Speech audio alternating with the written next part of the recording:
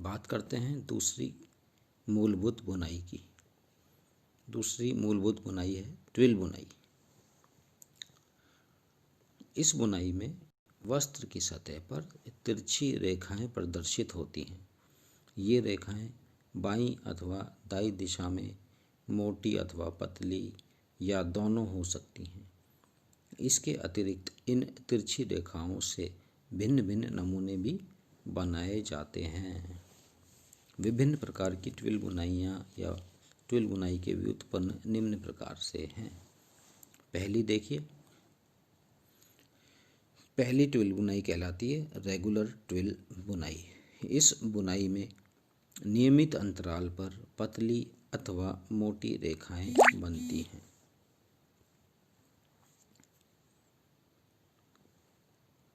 जिससे ताने तथा बाने दोनों की रेखाएं बराबर बनती हैं। पहला चित्र देखिए, 4x4 पे 2 अप 2 डाउन से है। देखिए किस प्रकार से ये बुनाई बनाई जाती है।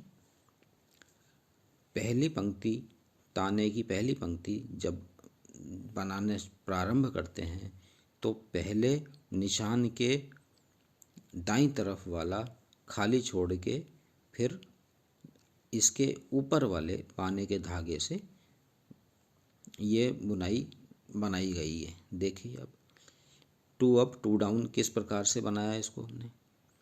फिर दूसरी पंक्ति में 2 अप 2 डाउन किस प्रकार से बनाया है, एक छोड़ते हुए। तीसरी पंक्ति में फिर से एक छोड़ा। कहाँ से एक छोड़ा है, जहाँ से इसके पूर्व वाली पंक्ति प्रारंभ हुई थी। देखें चित्र किस प्रकार से इस चित्र को बनाया गया है। इसको और समझेंगे। दूसरा चित्र देखिए, 6x6 पे 3 अप 3 डाउन के मैनर से है। 3 अप मतलब ताने का धागा 3 बार 3 बाने के धागे के ऊपर से गया, और 3 डाउन का मतलब वही ताने का धागा 3 बाने के धागों के नीचे से चला गया। दूसरी पंक्ति में देखिए, इसको हमने क्रॉस लगाना, खाली खानों में क्रॉस लगाना कहाँ से प्रारंभ किया है, देखिए आप। ठीक है, तो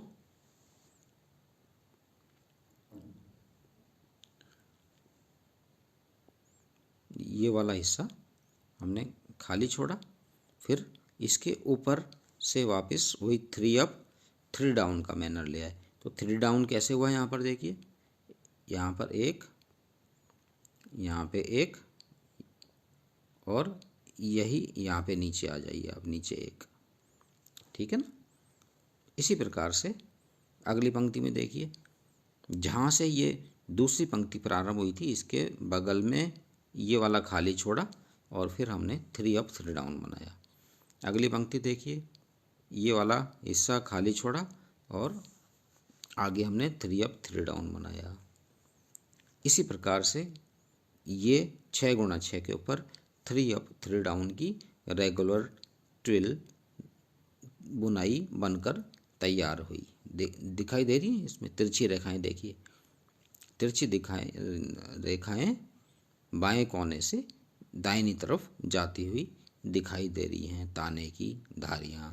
यदि इसमें ताने के धागे और बाने के धागे अलग अलग कलर के होंगे, अलग अलग रंग के हमने लिए होंगे, तो वस्त्र पे तिरछी रेखाएं साफ दिखाई देंगी।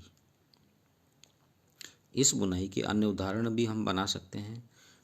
आप लोग अपनी कॉपी में बना के देखना। 8x8 पे 4 अप 4 डाउन से, 10x10 पे 5 अप 5 डाउन से, 12x12 पे 6 अप 6 डाउन से बना के देखना। या 14x14 पे 7 अप 7 डाउन से बना सकते हो। 16x16 पे 8 अप 8 डाउन से भी बनाए जा सकते हैं ये। लेकिन हम यहाँ पे फ्लोट की संख्या कम रखते हैं, जिससे वस्त्र की मजबूती बनी रहे, बरकरार रहे। इसलिए 6 अप 6 डाउन से ज़्यादा की हम फ्लोट साइज नहीं बनाते हैं। फ्लोट का मतलब होता है वो धागा तैरता है। देखिए यहाँ पे इस चित्र में 6x6 वाले में ये ताने का धागा 3 बाने के धागों के ऊपर से गया है। इसका मतलब ये फ्लोट कर रहा है, तैर रहा है। तो इस प्रकार से लंबे फ्लोट होंगे तो वस्त्र मजबूत नहीं बनेगा। ठीक है। अब देखिए आप दूसरी बुनाई देखते हैं अपन, इर्रेगुलर ट्विल वीव। इर्रेगुलर का मतलब ये जो रेखाओं की मोटाई और ताने के धागों की रेखा जो जितनी मोटी थी उतनी ही बाने के धागों की रेखा भी मोटी थी। देखिए यहाँ पे आप दिख रहा है 6x6 पे, जब हम नियमित या रेगुलर ट्विल बुनाई हमने बनाई थी। इर्रेगुलर में ये जो साइज़ होती है मोटी एवं पतली दोनों होती हैं। अगर ताने की रेखा या तिरछी धारी जो है वो मोटी होगी तो बाने की हम पतली कर लेंगे, या बाने की मोटी होगी तो ताने की पतली कर लेंगे। इस चित्र को देखिए, बनाने का तरीका ट्विल बुनाई का यही है। जहाँ से हमने प्रारंभ किया था वहाँ से उसके बगल का एक हिस्सा खाली छोड़ के फिर उसके ऊपर से प्रारंभ करते हैं। यहाँ भी देखिए वही किया गया है।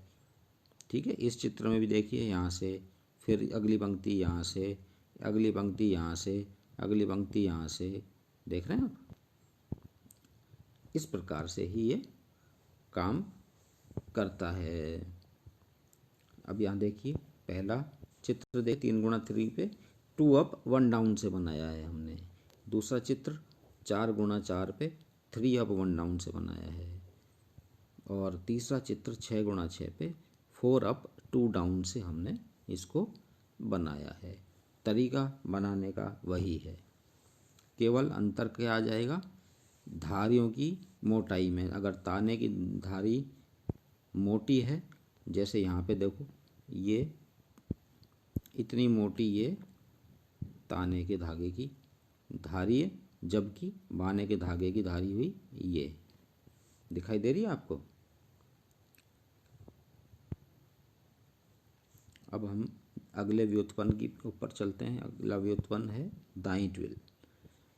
ट्विल बुनाई में जब रेखाएं दाई दिशा में जाती दिखाई देती हैं तो वह बुनाई दाई ट्विल कहलाती हैं। जैसे अभी हमने ऊपर देखा रेगुलर और इर्रेगुलर ट्विल में ये रेखाएं दाई तरफ जाती हुई दिखाई दे रही हैं, और जब ये रेखाएं उल्टी दिशा में चलेंगी, मतलब बाएं तरफ चलेंगी, तो